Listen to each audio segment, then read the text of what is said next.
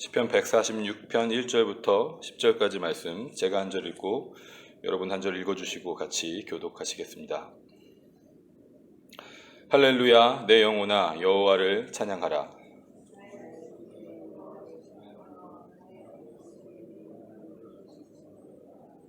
귀인들을 의지하지 말며 도울 힘이 없는 인생도 의지하지 말지니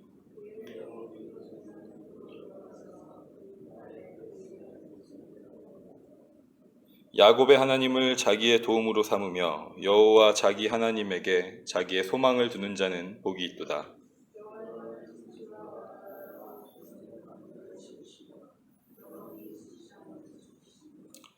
억눌린 사람들을 위해 정의로 심판하시며 줄인 자들에게 먹을 것을 주시는 이시로다.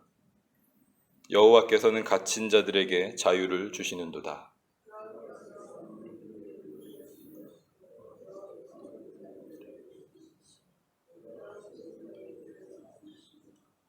여호와께서 나그네들을 보호하시며 고아와 가와부를 붙드시고 악인들의 길은 굽게 하시는도다. 내 하나님은 대대로 통치하시리로다. 할렐루야. 아멘. 오늘 저희가 읽은 시편 146편부터 마지막 150편까지는 할렐루야로 시작을 해서 마지막 절에 할렐루야로 끝나는 할렐루야 시편이라고 불리우는 시편들입니다. 특별히 유대인들 공동체에서는 이 시편 146편부터 50편까지의 시편을 매일 아침 기도할 때 그 기도문으로 사용해 왔었다라고 알려져 있기도 합니다. 하루를 하나님을 찬양하는 일로 시작하고 하나님을 찬양하는 일이 나의 이 하루의 가장 중요한 일이다라는 것을 자신들의 그 믿음의 경건 훈련 가운데, 믿음의 훈련 가운데 적용해서 그렇게 해왔던 것으로 알려져 있습니다. 오늘 말씀 1, 2절을 보면 이 시편 기자가 자신의 영혼에게 이렇게 선포합니다. 할렐루야, 내 영혼아 여호와를 찬양하라. 아침에 그 하루를 시작하면서 나의 인생이, 나의 삶이 집중해야 할 일이 무엇인가 스스로 선포하고 다짐을 한 것입니다. 내가 살아있는 동안 할 일은 여호와를 찬양하는 것이다. 내 인생의 목적은 여호와를 찬양하는 것이다. 다른 그 어떤 것에 목적과 이유가 있지 아니하고 내가 오늘 하루를 살아가는 이유는 여호와 하나님을 찬양하는 것이고 나에게 숨이 남아있는 그 순간까지 단 한 가지 내가 해야 할 일이 있다면 그것은 여호와 하나님을 찬양하는 것이다 라고 선포하고 그 하루를 시작하는 모습을 보게 됩니다. 그렇다면 여호와를 찬양한다는 것은 어떤 의미가 있는 것일까 한번 생각을 해보면 우리가 너무 잘 알고 있는 단어이지만 이 할렐루야의 그 원어의 그 단어는 밝게 비추다, 자랑하다 라는 뜻을 가지고 있습니다. 밝게 비추고 자랑하는데 무엇을 밝게 비추고 자랑하냐면 어떤 대상의 뛰어남, 그 뛰어난 속성들, 위대함, 그 위대한 행동들에 대해서 마음 깊은 곳에 진심을 담아서 그것을 높이고 감사하고 찬양하는 것이라는 뜻을 가지고 있다는 것입니다. 그래서 그 위대함과 아름다움을 빛으로 밝게 비춰서 그 위대함과 아름다움이 보이도록 자랑하는 것. 그것이 찬양이라고 할 수 있습니다. 그렇기 때문에 우리가 여호와 하나님을 찬양한다는 것은 하나님이 어떤 분이신지, 그분이 어떤 속성을 가지고 계신지, 하나님이 행하신 일들은 무엇인지, 하나님의 그 위대한 일들을 자랑하고 밝게 비추는 것, 나의 삶을 통해서 그분을 자랑하고 밝게 비추는 것이라고 할 수 있을 것입니다. 그리고 오늘 이 시편은 이것이 우리 인생의 목적, 내가 오늘 이 하루를 살아가는 이유라고 말하고 있는데 하나님께서도 우리의 인생의 목적이 하나님을 찬양하는 것이다라는 것을 분명히 말씀하고 계세요. 이사야 43장 21절 우리가 잘 아는 아주 유명한 말씀 가운데 이렇게 하나님께서 말씀하십니다. 이 백성은 내가 나를 위하여 지었나니 나를 찬송하게 하려 함이라. 하나님께서 왜 우리를 만드시고 지으셨는지를 분명하게 이 성경을 통해서 말씀하시는데, 그 이유는 이 백성은 내가 나를 위해서 지었나니 나를 찬송하게 하려 함이라. 이 백성이 내가 누군지를 알고 내가 행한 일이 어떠한 것들인지를 알고 그것을 삶 가운데 나타내고 밝히 비추고 자랑하는 것이 내가 이 백성을 지은 이유와 목적이다라고 하나님께서 말씀하고 계신 것입니다. 그렇기 때문에 3, 4절에서 말씀하는 것처럼 여호와를 찬양하는 자는 귀인들을 의지하지 않는다고 합니다. 여기서 귀인들이라 함은 영어에서는 프린스로 이제 번역이 되어 있는데, 이 세상에서 어떤 왕자 같은 그런 고귀한 자리에 있거나 힘을 가지고 권력을 가진 자들을 이야기합니다. 근데 여호와를 찬양하는 자는 여호와의 어떠하심과 여호와 행하신 일들을 찬양하는 자는 이 땅의 귀인들을 의지하지 않는데요. 의지하지 않는다는 것은 그 궁극적인 소망과 신뢰를 이 땅에서 있는 어떤 힘과 권력을 가진 자들에게 두지 않는다는 것이죠. 왜냐하면 그들 또한 우리와 마찬가지로 이 땅에서 유한한 삶을 사는 존재이기 때문이라고 말씀하고 있습니다. 언젠가는 썩어서 없어질 육체를 입은 그런 몸을 가진 자들이고, 그렇기 때문에 아무리 그들이 힘을 가지고 있다라고 할지라도 그 힘, 누군가를 도와줄 수 있을 것 같은 그 힘조차도 언젠가는 소멸할 수밖에 없는 유한한 것이기 때문에 그들을 의지하지 않는다라고 말씀합니다. 그들은 죽으면 흙으로 돌아가는 존재들이라는 거예요. 하나님께서 흙으로 우리를 만드셨는데 그 이유는 우리가 다시 흙으로 돌아갈 존재임을 알게 하시기 위해서 우리 흙으로 만드셨잖아요. 흙으로 만든 유한한 존재이기 때문에 우리가 의지하고 소망할, 궁극적인 우리의 신뢰와 소망을 두지 말아야 할 대상들이라고 말을 하고 있습니다. 그리고 그들이 죽게 되면 그들이 가지고 있었던 모든 계획들도 소멸할 것이다. 그 생각들이 다 소멸할 것이다. 사라질 것이다. 그렇기 때문에 의지하지 않아야 한다라고 말씀하는 것입니다. 여호와를 찬양하는 자는 이러한 자들을, 이 땅에 속한, 이 땅에 유한한 육체와 인생을 가진 자들을 의지하지 않는다라고 말씀하고 있습니다.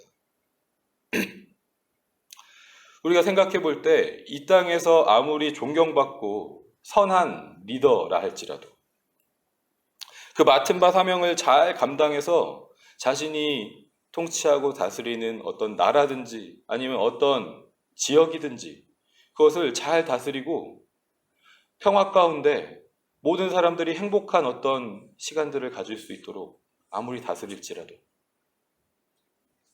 우리 조선을 생각하면 세종대왕이나 정조대왕이나 이런 명망 높은 신뢰받고 존경받는 그런 왕들이라 할지라도 그 어떤 누구도 우리가 궁극적인 신뢰를 줄 수 있는 대상은 없다라는 거예요.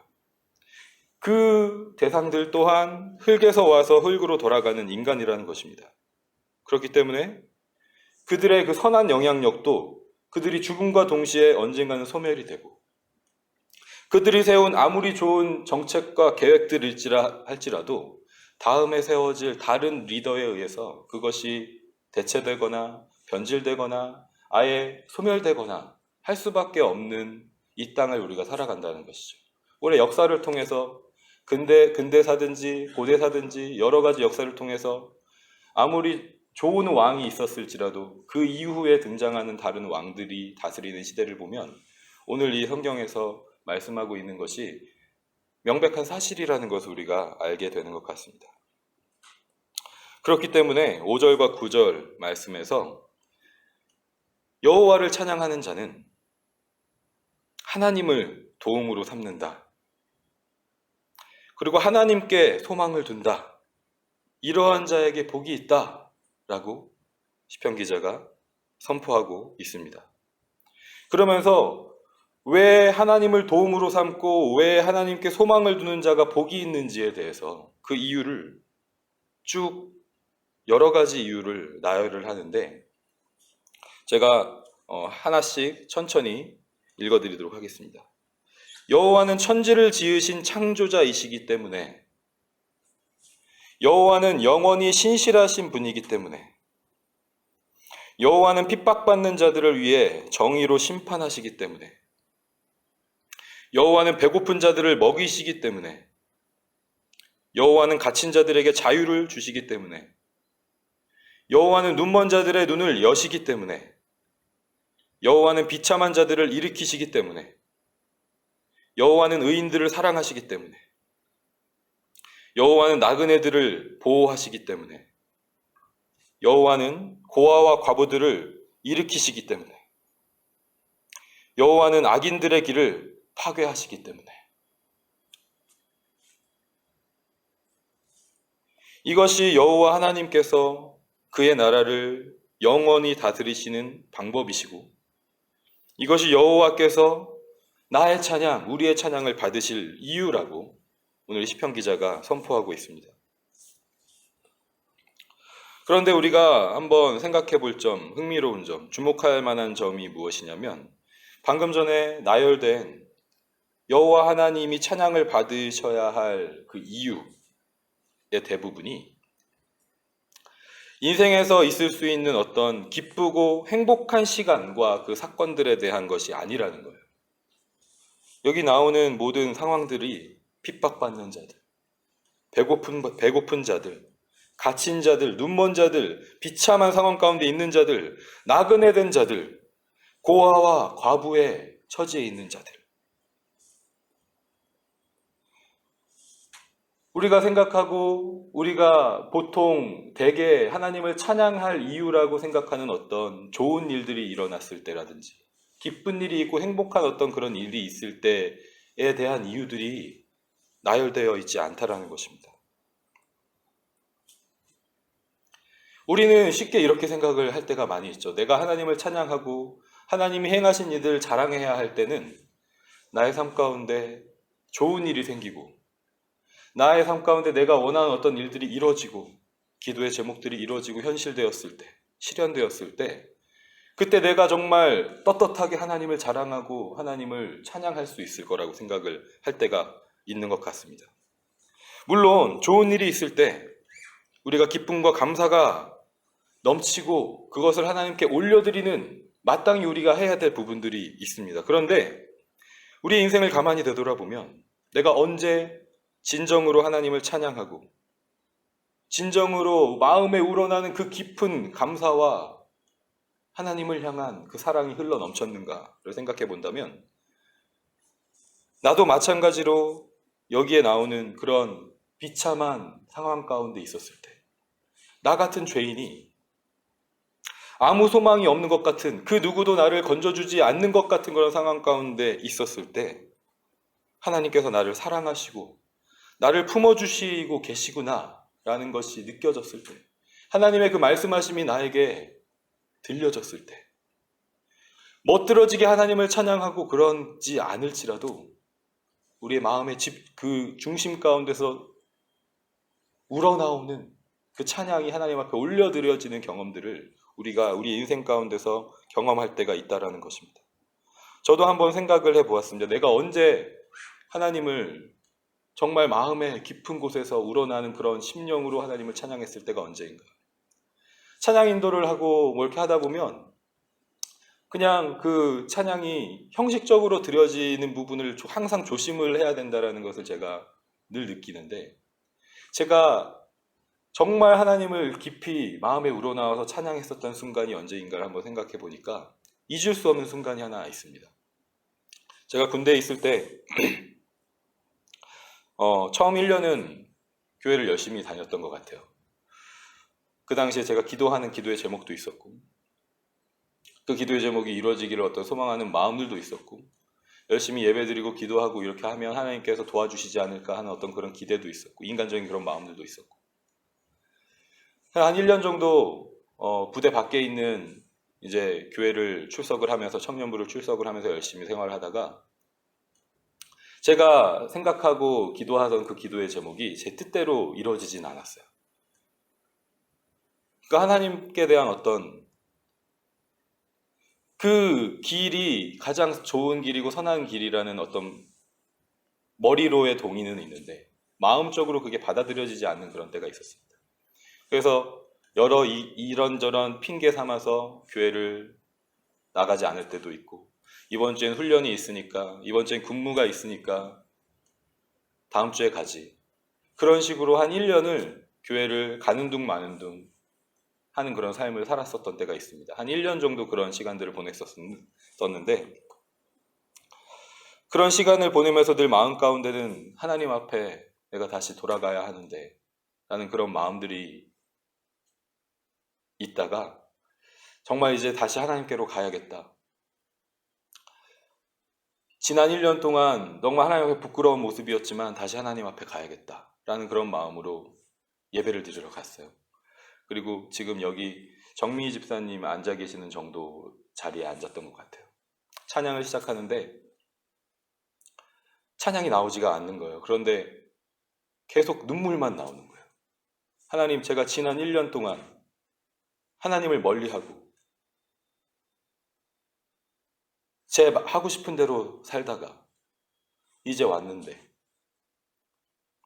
그 찬양의 가사들이 저를 사랑으로 품으시고 그 자비하신 가운데 저를 다시 한번 받아주시는 하나님의 자녀 삼으신다라는 어떤 그런 말씀들로 들려질 때 제 목소리로는 찬양을 하고 있지 않음에도 불구하고 계속 흐르는 그 눈물과 마음속으로 하나님 앞에 드려지는 그 고백들이 지금도 잊혀지지 않는 예배의 순간, 지금도 잊혀지지 않는 내가 언제 그렇게 하나님을 진정으로 찬양했었던가 라고 생각할 만큼 깊은 그런 하나님과의 교제의 시간으로 남아있다는 것을 이 말씀을 준비하면서 다시 한번 느끼게 되었습니다.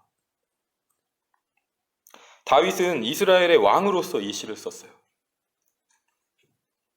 이스라엘이라는 하나님이 통치하시는 나라를 하나님의 말씀과 법으로 다스리는 사명을 부여받은 왕으로서 자신의 개인적인 삶을 위해 존재하시고 계시는 하나님을 찬양한 것이 아니라 그 백성을 돌보시고 보호하시는 여호와 하나님을 찬양했다는 것입니다. 실제로 자신이 사울에게 쫓김을 받을 때, 아들 압살롬에게 쫓김을 받을 때 여기 나오는 다윗이 여기서 얘기한 그런 비참한 현실 가운데 있었을 때가 있었잖아요. 자신이 배고픈 자였을 때가 있었고 자신이 나그네였을 때가 있었고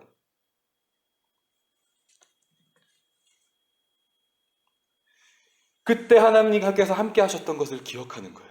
비록 자기가 지금은 왕의 자리에 있지만 내가 왕으로서 해야 할 것이 무엇인가? 단지 나의 삶의 잘됨과 번영과 이런 것이 아니라 내가 그 자리에 있었을 때 하나님께서 나를 돌보시고 나를 품으셨던 것처럼 내가 다 할 수 없는 하나님께서 주신 그 사명을 나의 힘으로는 다 할 수 없지만 하나님의 그 통치하신 가운데 하나님의 그 영원한 도우신 가운데 하나님 맡겨주신 이 사명을 내가 감당하길 원하고 하나님께서 정의와 사랑으로 이 나라를 다스려 주시는 것이 나의 하나님을 찬양하는 이유입니다라고 선포하고 있는 것입니다. 베드로전서 2장 9절 말씀을 보면 우리도 다윗처럼 하나님의 택하신 왕 같은 제사장들로 부름을 받았다는 것을 알 수가 있습니다. 우리를 하나님께서 부르신 목적도 마찬가지라는 것이죠. 다윗이 이스라엘의 왕으로 기름 부음 받은 것처럼 이 땅 가운데 섬기는 자가 왕이 되고 낮아지는 자가 높은 자가 되는 하나님의 나라의 그 법칙을 따라서 왕 같은 제사장으로 하나님의 그 부르심을 따라 나의 찬양의 이유가 내 삶에 역사하시는 하나님을 찬양하고 기뻐하고 감사하는 것뿐만 아니라 천지를 지으신 여호와 하나님께서 그가 지으신 모든 만물을 사랑과 정의로 다스리신다는 것, 그것이 우리의 궁극적인 찬양의 이유가 되는 하나님의 부르심의 그 목적 따라서 우리의 찬양의 이유가 달라지고 궁극적인 그 찬양의 이유가 표면적인 우리의 삶에 하나님의 도우심뿐만 아니라 하나님의 나라를 하나님께서 어떻게 다스리고 계신가에 대한 그 깨달음, 그 은혜, 그 사랑을 누리면서 하나님을 찬양하며 살아가는 저와 여러분의 삶이 되기를, 우리 에드문턴 한인장로교회 공동체가 되기를 간절히 소망합니다.